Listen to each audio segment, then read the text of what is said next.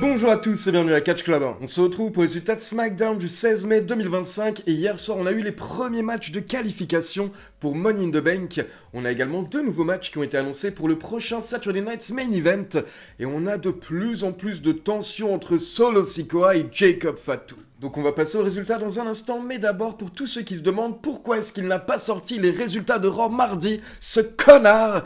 Eh bien pour info, il faut savoir qu'en début de semaine, j'avais mal à la main, j'avais une infection en fait au niveau du doigt, et à la base on m'avait donné des médicaments, donc je pensais que ça allait passer, sauf qu'au final j'arrivais plus à dormir, et du coup il faut savoir que mardi matin j'ai dû aller aux urgences afin de me faire opérer, donc une petite intervention au niveau du doigt, et du coup c'était impossible de sortir la vidéo résultat de Raw mardi ou mercredi parce que j'étais sous médicaments, j'étais sous antidouleur, j'avais des douleurs, vraiment ça faisait très mal et petit à petit la situation est en train de s'améliorer donc je reviens petit à petit à partir d'aujourd'hui mais j'imagine que la review sortira un petit peu plus tard que d'habitude car honnêtement j'ai encore un petit peu la tête qui tourne, j'ai encore un petit peu mal donc je suis pas encore à 100% mais on revient. Mais du coup désolé de ne pas avoir pu sortir les résultats de Raw car je sais qu'il y a certaines personnes qui suivent uniquement la WWE via mes vidéos, via mes résultats de Raw, de SmackDown, les news etc. mais donc ne vous inquiétez pas, je vous donnerai tous les faits marquants de Raw dans la vidéo d'aujourd'hui et également la prochaine vidéo de Raw qui sortira mardi, comme ça vous serez toujours à jour et vous n'aurez rien raté. Et donc c'est parti, on passe au résultat et le show démarre avec Solo Sikoa qui fait son entrée, accompagné par Jacob Fatu et Jeff Cobb. Et là on avait à nouveau Solo Sikoa qui était au centre, un petit peu comme il y a quelques mois quand il se prenait pour le nouveau chef tribal. Hier soir on avait l'impression qu'il reprenait un petit peu les rênes de la New Bloodline. Donc il fait son entrée, il monte sur le ring avec Jeff Cobb et Jacob Fatu et là justement il nous présente la personne qui a permis à leur famille de conserver le titre US, JC, donc JC. Et pour info, depuis hier soir, c'est officiel, dorénavant, Jeff Cobb s'appelle JC Matteo, donc JC Matteo. Et pour info, quand Solo Sikoa a dit que c'est grâce à JC Matteo que leur famille et Jacob Fatu a pu conserver le titre US directement, on a pu voir que Jacob Fatu n'était pas content, il n'était pas d'accord avec les propos de Solo Sikoa, mais c'est pas grave, Solo Sikoa a conservé son speech et il nous a parlé de son prochain objectif, car ce soir il a un match de qualification pour le Money in the Bank Ladder Match, et il nous promet qu'il va remporter le Money in the Bank Ladder Match, et derrière il va remporter le titre WWE afin de le ramener à sa famille. Et là il continue son speech, mais d'un coup, vous avez Jacob Fatu qui lui arrache le micro des mains, Jacob Fatu qui n'en peut plus de Solo Sikoa, donc là il veut mettre les choses au clair et il nous rappelle ce qu'il avait dit ces dernières semaines, il nous avait dit qu'il conservera le titre US à Backlash, que ce soit avec Solo ou sans Solo, et clairement il nous fait comprendre qu'il peut se débrouiller tout seul, et pendant ce temps en plus vous avez la foule qui est en train de scander le nom de Jacob Fatu, ils sont à fond derrière lui, donc là il veut terminer avec sa catchphrase, mais d'un coup vous avez Solo Sikoa qui l'interrompt au plein milieu de sa catchphrase, Solo Sikoa qui n'en peut plus non plus de Jacob Fatu, on sent que les deux sont totalement saoulés à l'heure actuelle. Et là Solo lui dit écoute Jacob, moi je t'aime et moi tout ce que je veux c'est que tu conserves le titre US, le titre que tu as sur ton épaule, donc je suis très content pour toi. Mais par contre, j'ai besoin de quelque chose, j'ai besoin que tu me dises quelque chose. Solo Sikoa rappelle à Jacob Fatu que ces derniers mois, à chaque fois qu'il était dans son coin, il criait quelque chose, il criait une phrase, et justement ce soir, il veut que Jacob crie à nouveau cette phrase. Et là, vous pouvez voir Jacob Fatu qui n'est pas très content, il n'a pas envie, mais au final, au bout de quelques secondes, il le dit tout doucement « I love you, Solo ». Mais ça ne suffit pas pour Solo Sikoa, il dit non, non, non, ces derniers mois tu ne le disais pas de cette manière, tu le disais avec beaucoup plus d'envie, avec beaucoup plus d'amour, donc dis-le à nouveau de cette manière, et là ça devient très tendu entre Solo Sikoa et Jacob Fatu, mais heureusement, vous avez la musique de LA Knight qui retentit. Donc là tout le monde se retourne vers l'entrée, ils attendent LA Knight, mais au final, LA Knight est arrivé par la foule, et là il a tiré JC Matteo à l'extérieur du ring, et il l'a fracassé sur la table des commentateurs avant de prendre la fuite, donc c'était une petite vengeance on va dire pour LA Knight hier soir. Ensuite, on enchaîne avec un match de qualification pour Money in the Bank et on avait Alexa Bliss contre Chelsea Green contre Michin, et à la fin, Chelsea Green a failli voler la victoire, elle allait profiter de la situation car Alexa Bliss venait de porter le Twisted Bliss sur Michin, et là vous avez Chelsea Green qui a jeté Alexa Bliss en dehors du ring, puis elle a enchaîné avec son Unprettier sur Michin, mais Alexa Bliss est revenue, elle s'est débarrassée de Michin, puis elle a porté son Sister Abigail à Chelsea Green pour la victoire, donc Alexa Bliss est qualifiée pour le Money in the Bank Ladder Match féminin. Puis derrière, on a Fraxium qui ont battu DIY en environ 12 minutes dans un très bon match. Mais forcément, après le match, DIY n'était pas content. Donc on a Gargano et Ciampa qui se sont acharnés sur Axiom et Nathan Frazier jusqu'à l'arrivée des Motor City Machine Guns qui ont sauvé Fraxium. Et pendant ce temps, on avait les commentateurs qui justement complimentaient Axiom et Nathan Frazier en nous précisant qu'ils viennent de remporter 4 matchs d'affilée à SmackDown. Et en plus, dans ces matchs, ils ont battu les champions par équipe, les Street Profits, dans un non-title match. Donc clairement, un gros push à l'heure actuelle pour Axiom et Nathan Frazier. Et justement après le match, vous avez Fraxium qui croise les Street Profits en coulisses.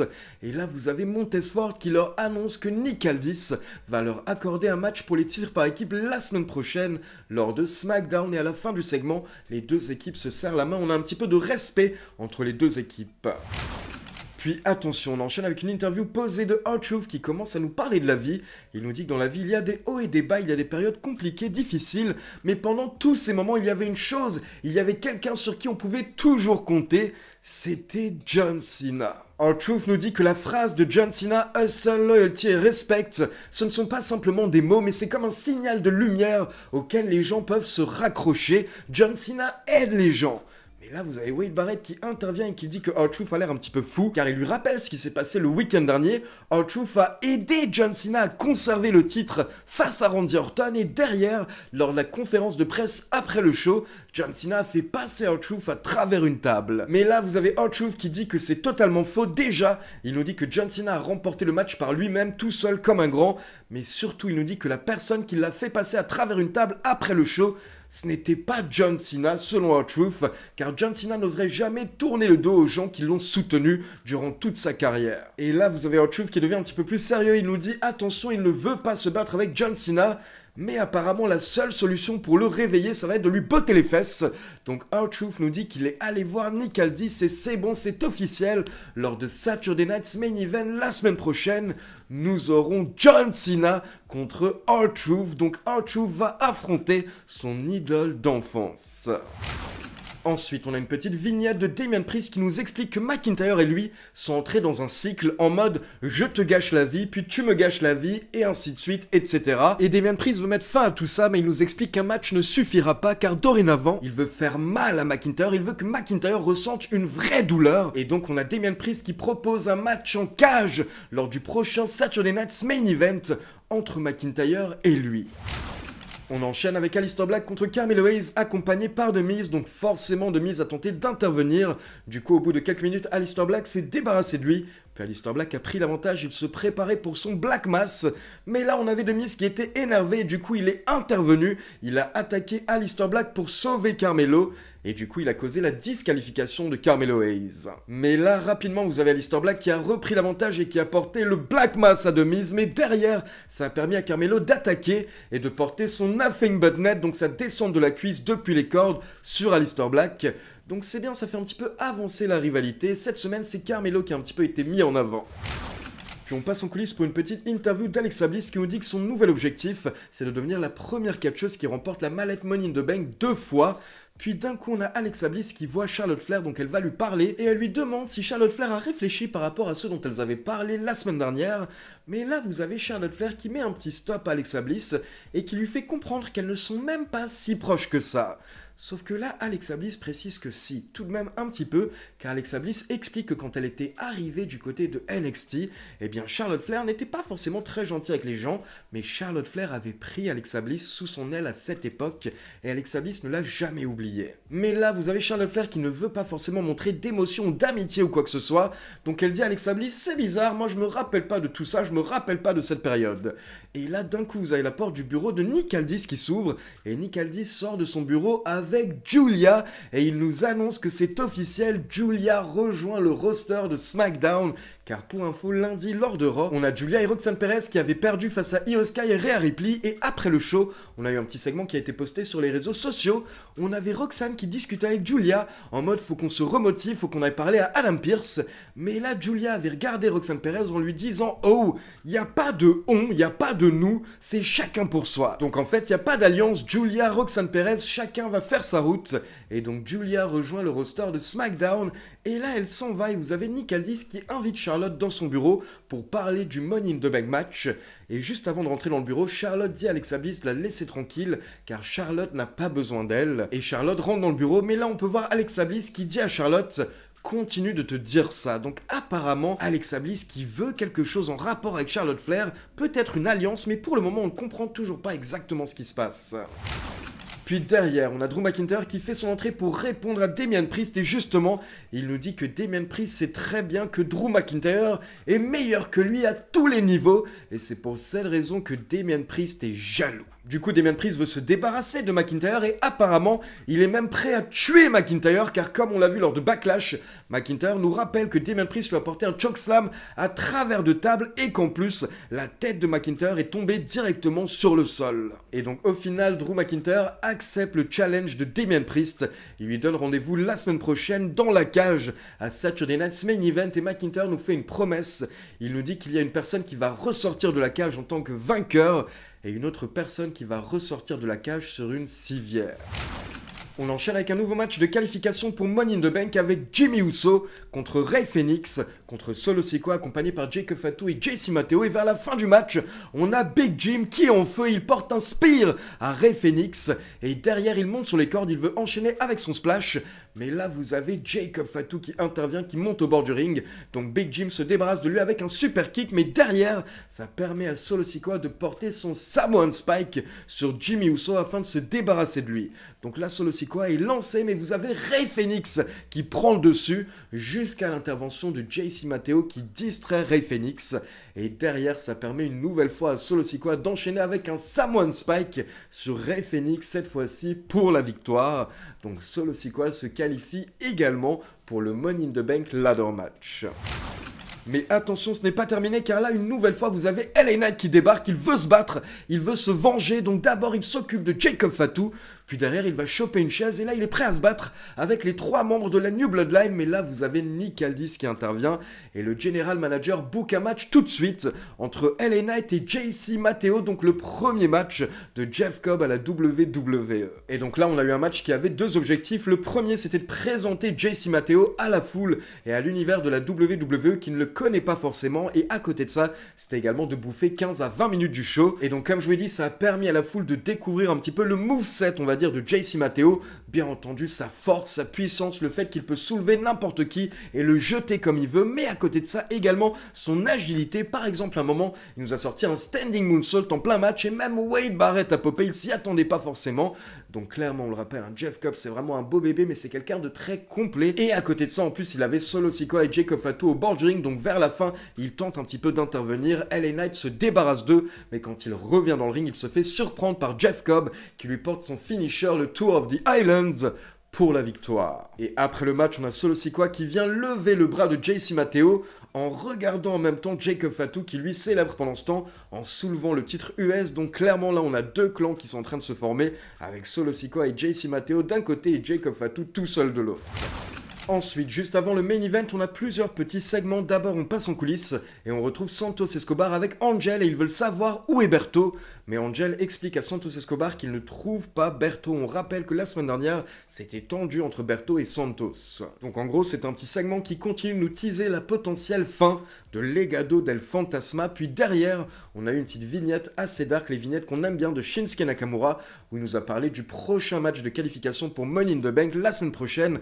Nakamura affrontera Aleister Black et LA Knight.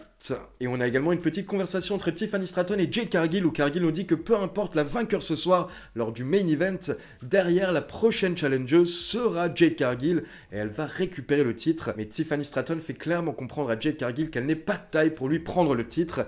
Et pendant ce temps, au fond de la scène, on pouvait voir Naomi qui est en train de surveiller les 2 catcheuses. Et un peu plus tôt, lors d'un autre segment, on avait vu Nia Jax en coulisses. Il y avait également Naomi qui est en train de la regarder au loin. Et donc on passe au main event avec Tiffany Stratton qui défend son titre face à Nia Jax et honnêtement, il y a plusieurs phases que j'ai bien aimées pendant le match. Déjà, l'intensité, l'énergie en général pendant le match était vraiment bonne. À côté de ça, il y a eu un petit moment où les 2 catcheuses étaient sur les cordes et là vous avez Tiffany qui a fait tomber, qui a contré Nia Jax. C'était un beau petit move que Nia Jax a déjà fait plusieurs fois ces derniers mois et c'est une prise de risque que Nia Jax ne prenait pas forcément, en tout cas à l'époque. Donc on voit que Nia Jax essaye de faire de nouvelles choses dans le ring et j'ai également adoré un moment vers vers la fin du match, on avait Tiffany Stratton qui essayait de surprendre Nia Jax sur les cordes et de la powerbomber, mais là vous avez Nia Jax qui a réussi à la contrer et derrière apporter son banzai drop, son finisher sur Tiffany qui tentait le powerbomb. C'était très bien fait, un très bon timing. Et vers la fin du match, vous avez Nia Jax qui en peut plus. Donc elle sort à l'extérieur du ring, elle va chercher la ceinture de Tiffany Stratton et là elle la jette dans le ring, elle la donne à Tiffany, elle dit à l'arbitre vas-y, donne-lui sa ceinture, moi j'en ai marre du match. Mais là l'arbitre lui dit que c'est pas possible, l'arbitre prend la ceinture, il va la redonner au coin et pendant ce temps vous avez Nia Jax qui va choper une chaise et elle rentre dans le ring et elle voulait frapper Tiffany Stratton, mais là Tiffany a profité de la situation, elle s'est jetée sur Nia Jax et elle a drop-kické la chaise au visage de Nia Jax. Et pour info, je pense que c'est l'adrénaline. Parfois, il y a des petites erreurs, ça arrive, je le répète tout le temps. Et là, on va dire que Tiffany Stratton y est allée un petit peu fort au niveau de son dropkick. Comme je l'ai dit, c'est sûrement l'adrénaline. Mais du coup, la chaise s'est explosée au visage de Nia Jax. Et directement après le move, tout de suite, on pouvait voir que Nia Jax était au sang. Elle était ouverte au niveau du visage. Mais apparemment, c'était rien de grave, juste une petite coupure. En tout cas, depuis hier, on n'a pas entendu parler de graves blessures pour Nia Jax. Donc, comme je l'ai dit, les coupures, les petits accidents, ça arrive. Et derrière, vous avez Tiffany Stratton qui a enchaîné avec son moonsault pour la victoire. Donc au final, perso, j'ai trouvé que c'était vraiment un bon main event. Et dernier petit détail, il faut également savoir que pendant le match, on a Naomi à un moment qui a fait son entrée. Elle voulait apparemment intervenir. Mais là, vous avez Jade Cargill qui a également fait son entrée pour se débarrasser de Naomi. Donc en plus, en même temps, la rivalité entre Jade et Naomi qui a continué.